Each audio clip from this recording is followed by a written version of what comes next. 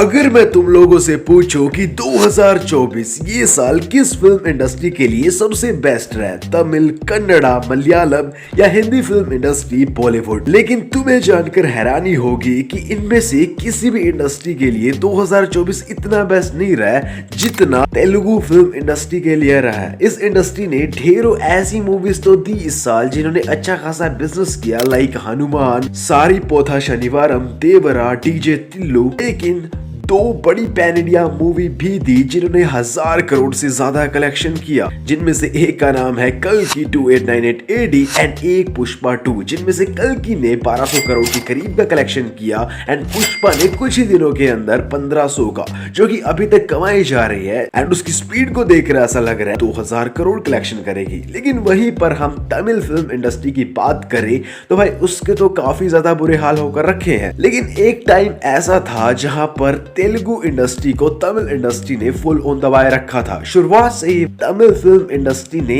ऐसे box office number achieve किए हैं जो कि भाई तेलुगु इंडस्ट्री के लिए बिल्कुल मुश्किल था। भाई नॉर्थ वर्सेस साउथ तो बहुत कर लिया, आज साउथ वर्सेस साउथ कर लेते हैं। देखो हम सभी को पता है कि साउथ के अंदर 4 फिल्म इंडस्ट्री है, लाइक टॉलीवुड, कॉलीवुड, मॉलीवुड एंड सैंडलवुड। मॉलीवुड यानी Malayalam film industry and Sandalwood यानी कि कन्नड़ा फिल्म इंडस्ट्री। देखो इनकी बात अलग है, ये जो है भाई अभी कुछ टाइम से ही भाई ये इंडस्ट्री बहुत ज्यादा ग्रो हुई है। पहले भाई इन्हीं के लोग इन्हें देखा करते थे, बट इनके तगड़े कंटेंट एक्सपेरिमेंट के जरिए अब हर कोई इन्हें जानने लग गया है एंड इन्हें एप्रिसिएशन मिलने लगी है, क्योंकि इनके आइडिया चोरी करके लोग करोड़ों की फिल्में दे चुके थे। तो इनकी बात अलग है। 70s 80s के टाइम से ही 2 बड़ी इंडस्ट्री रही है, Tamil film industry and Telugu film industry. शुरुआत से ही भाई कुछ ऐसे एक्टर हुए हैं तमिल फिल्म इंडस्ट्री के अंदर जिन्होंने भाई तेलुगु फिल्म इंडस्ट्री को फुल ऑन दबाए रखा है। मतलब इनकी जो मूवीज है ना, उन्होंने एक से एक बेंचमार्क सेट किए हैं, लाइक 100 करोड़ का क्लब, 200 करोड़ का क्लब, 300 करोड़ का क्लब, 800 करोड़ का क्लब। इनके नए एक्टर जब आए, लाइक तलपति विजय थाला, अजीत, सूर्या एंड वहीं पर तेलुगु फिल्म इंडस्ट्री के भी कुछ नए ऐसे एक्टर आए, like Mahesh Babu, Allu Arjun, darling Prabhas and junior NTR, जिन्होंने बिल्कुल भाई तमिल इंडस्ट्री को पीछे कर दिया। जहां पर भाई बाहुबली 2 तेलुगु इंडस्ट्री की सबसे ज्यादा कमाई करने वाली मूवी है, जिन्होंने भाई सब 1800 करोड़ का कलेक्शन किया एंड तेलुगु फिल्म इंडस्ट्री ने भाई 5000 करोड़ से ज्यादा की फिल्में दी है। लेकिन वहीं पर हम बात करें, तमिल फिल्म इंडस्ट्री ने एक भी ऐसी मूवी नहीं दी है जिसने 1000 करोड़ का कलेक्शन किया हो। जी हाँ, तमिल इंडस्ट्री ने अपनी लास्ट सुपर हिट मूवी 2018 के अंदर दी थी जिसने 800 करोड़ के करीब कलेक्शन किया था एंड वो थी रोबोट 2.0 सुपरस्टार रजनीकांत की। लेकिन उसके बाद तमिल की कोई भी मूवी यहां तक नहीं पहुंच पाई, इसे पार तो करना दूर की बात थी। तो इस वीडियो के अंदर मैं काफी बड़े बड़े पॉइंट्स लेकर आया हूं जिनके कारण भाई तमिल इंडस्ट्री इतने पीछे रह गई। वीडियो में हम काफी कुछ बताएंगे एंड और भी काफी टॉपिक्स के बारे में बात करेंगे। वीडियो काफी इंटरेस्टिंग होने वाली है, इसलिए वीडियो को एंड तक जरूर से देखना। देखो ये बात तो सच है कि भाई हाँ, तमिल इंडस्ट्री ने तेलुगु इंडस्ट्री को पछाड़े रखा था, क्योंकि 80s और 90s के जो सुपरस्टार हुए हैं Tamil film industry, superstar Rajinikanth and Kamal Haasan sir, भाई इन्हें बाहर बहुत ज्यादा प्यार मिलता था। इन्होंने काफी बड़ी बड़ी इंडस्ट्री में काम किया है और हिंदी फिल्म इंडस्ट्री में भी इन्होंने उस टाइम पर ढेरों सुपरहिट दी थी। मेरे मम्मी एंड पापा से अगर मैं इनके बारे में पूछता हूँ तो वो बोलते हैं कि हमारे टाइम में जब हम रजनीकांत सर की एंड कमल सर की मूवी देखा करते थे तो हमें तो ये भी नहीं पता था कि ये साउथ से है, हमें तो लगता था कि यही के सुपरस्टार है। लेकिन फिर आगे जाकर पता चला। भगवान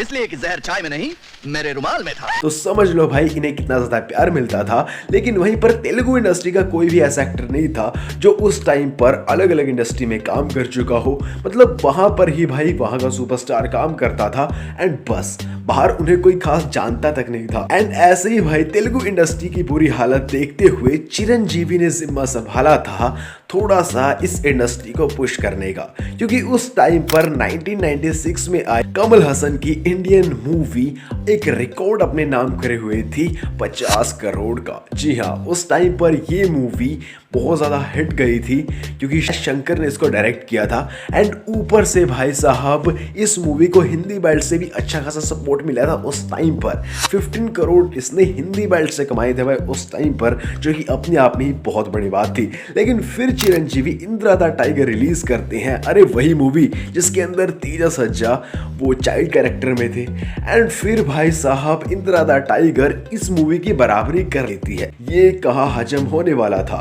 उस टाइम के जब नए एक्टर जो आ रहे थे लाइक थालापति एंड थाला अजीत, ऐसे तमिल इंडस्ट्री के अंदर और भाई तेलुगु में भी नए एक्टर आ रहे थे जो कि भाई लगे हुए थे बस अपना स्टारडम बनाने में। लेकिन उसी टाइम पर नए नए एक्टर तलपति विजय ने मेगा स्टार चिरंजीवी को पीछे कर दिया अपनी किली मूवी से, जो कि 58 करोड़ का कलेक्शन कर गई। आपको जानकर हैरानी होगी, ओकाडू मूवी महेश बाबू की थी, उसी का रीमेक थी ये मूवी। मतलब भाई इनकी मूवी की तुम स्टोरी ले रहे हो एंड इनको ही फिर पीछे कर रहे हो। लेकिन फिर भाई महेश बाबू की पोकिरी मूवी ने ये रिकॉर्ड तोड़ दिया एंड तेलुगु इंडस्ट्री को आगे कर दिया। एंड अभी तो असली युद्ध शुरू होने वाला था। लेकिन फिर तलपति विजय ने पोकेरी मूवी का ही रीमेक किया।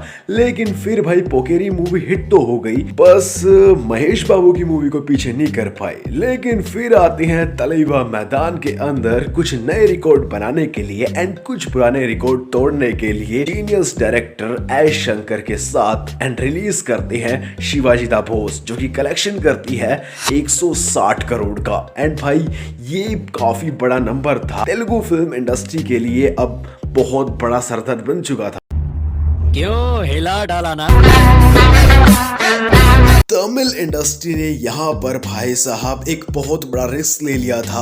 बहुत बड़े बजट की वहां पर मूवी बनाई थी उस टाइम पर, जिसने काफी तगड़ा कलेक्शन भी कर लिया था। मतलब 100 करोड़ का क्लब पार कर लिया था उस टाइम पर, जो कि भाई तेलुगु इंडस्ट्री को चक्कर खिलवा गया था। इसलिए भाई तेलुगु इंडस्ट्री के पास अभी कुछ चारा नहीं था एंड वो एक ऐसे हीरे को ढूंढ कर लाते हैं जो कि फ्यूचर में तेलुगु फिल्म इंडस्ट्री को आसमान पर ले जाने वाला था।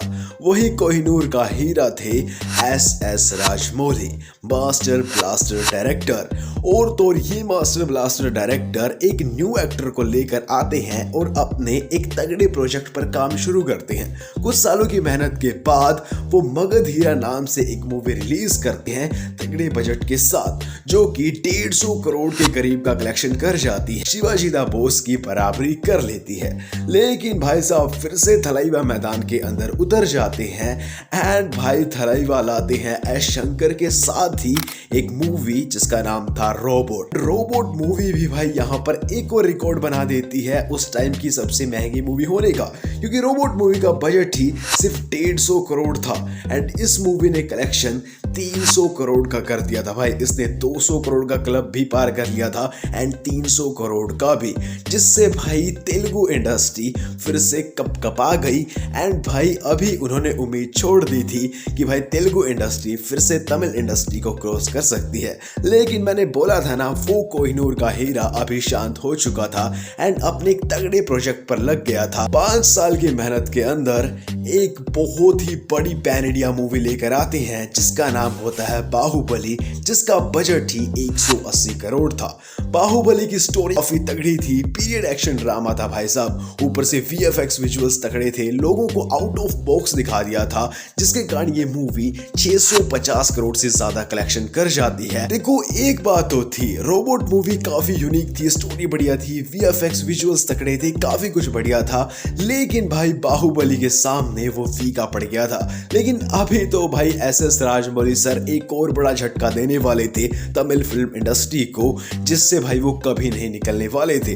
जी हाँ, सालों की और मेहनत के बाद बाहुबली का सीक्वल बाहुबली 2 लेकर आते हैं SS राजमौली सर 250 करोड़ के बजट के साथ, जो की कलेक्शन करती है वर्ल्ड वाइड 1800 करोड़ से ज्यादा का। बाहुबली 2 ने इतने सारे रिकॉर्ड्स बना दिए जिन्हें मैं अगर इस वीडियो के अंदर गिनवाने बैठा तो ये वीडियो ना जाने कितनी लंबी हो जाएगी।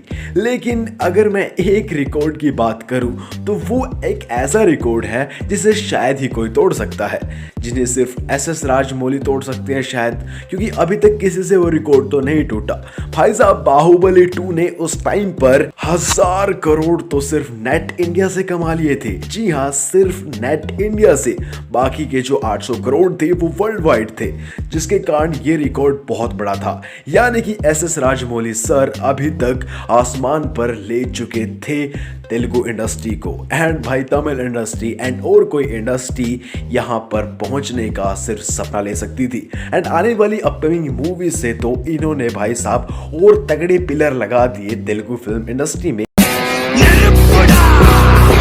बाहुबली 2 की सक्सेस को देखकर फिर से तमिल फिल्म इंडस्ट्री में चुल मचती है इन्हें पीछे करने की, एंड वो सारा भार रजनी सर के कंधों पर डाल देते हैं। क्योंकि रजनी सर जब जब मैदान में उतरे उन्होंने अपनी फिल्म इंडस्ट्री को तेलुगु फिल्म इंडस्ट्री से आगे कर दिया था, लेकिन अभी वो जब उतरने वाले थे तो इस बार वो फेल हो गए।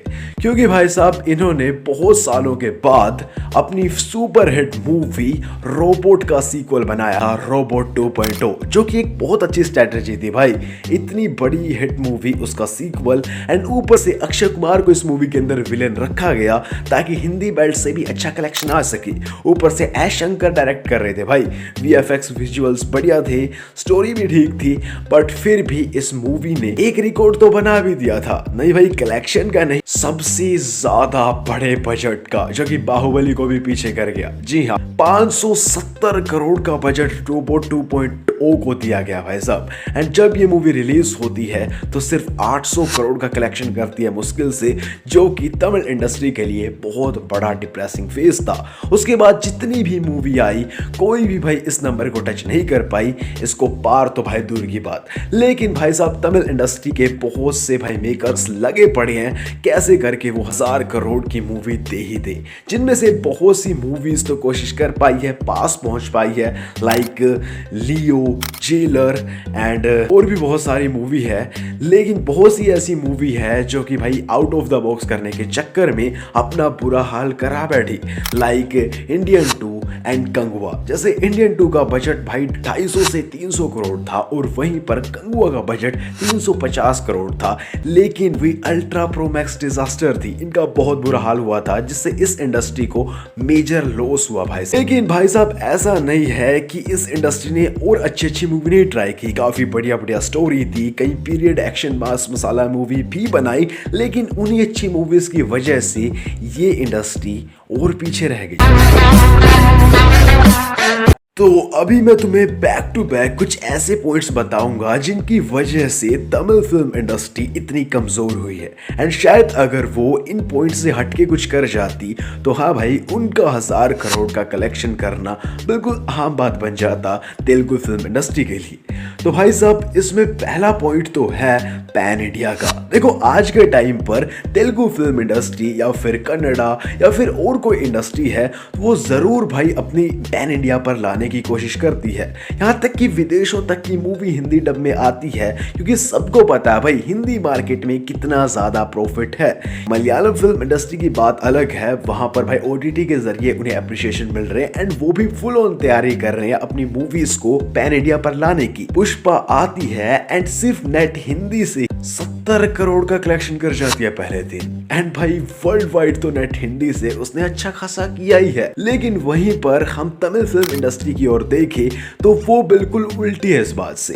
वो लोग सिर्फ अपनी ऑडियंस को ही टारगेट करते हैं। जी हाँ, तमिल ऑडियंस के लिए ही वो बस मूवी बनाते हैं, पैन इंडिया पर उनकी बहुत ही कम मूवी आती है। अगर कोई मूवी पैन इंडिया पर अच्छी तरीके से आती है तो उसकी स्टोरी बढ़िया नहीं होती, वो फ्लॉप हो जाती है लाइक कंगुआ। एंड अगर कोई मूवी अच्छी होती है तो उसका अच्छे से प्रमोशन नहीं किया जाता, बस उसे सिंगल स्क्रीन पीवीआर आइनॉक्स पे तो बिल्कुल भी नहीं लगाया जाता भाई साहब। जैसे कि भाई लियो मूवी जिस टाइम पर आ रही थी बिल्कुल भी भाई उसे हिंदी में नहीं लाना चाहते थे थलपति विजय, लेकिन लोकेश कनगराज ने थोड़ी जिद कर ली तो उन्होंने बस सिंगल स्क्रीन पर उन्हें लाया। एंड ये बहुत बड़ा पॉइंट बनता है भाई उन तमिल इंडस्ट्री का कमजोर होने का, अपनी मूवीज को पैन इंडिया लेवल पर प्रमोट ना करना। अगला पॉइंट बनता है mass masala action and period drama action type movies का।